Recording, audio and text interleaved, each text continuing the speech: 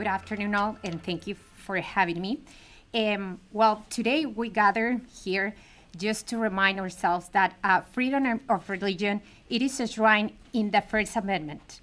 And we have to remember that founding fathers recognize that people have inalienable rights. They embrace the freedom of religion as an essential condition for a free and democratic society.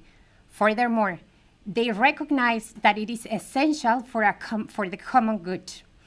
Today, if we really think about what freedom of belief means, it means that this freedom lives in the deepest of our being.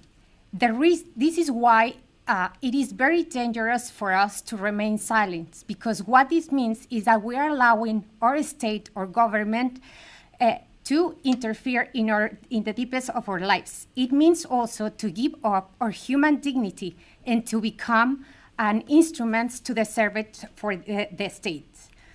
The state's role in face of the freedom of religion, it is just an obligation, and I think that it is a good time for reminding our society and ourselves. It is just an obligation to guarantee and to protect, not to restrict, not to limit, and certainly not to annul.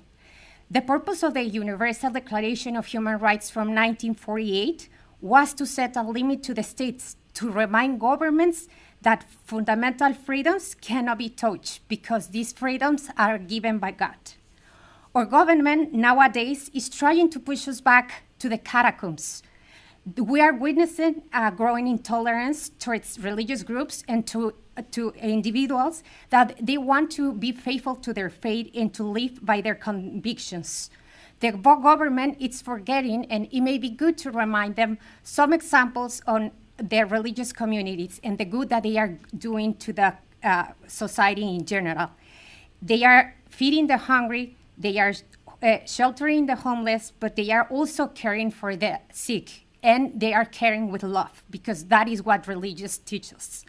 Our society is also forgetting what religious freedom means. It means not just that we have to be allowed to worship in our churches, inside our churches. It means that we should be allowed to express our faith in public and respectfully express it.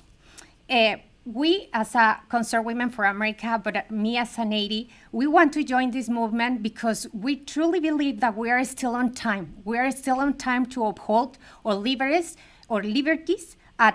stated at the Constitution.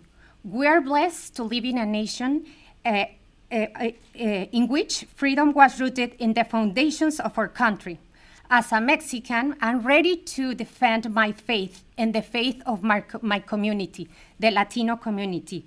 I truly believe that if there is something good that we can give to the country, to this country, is our faith and our religious values.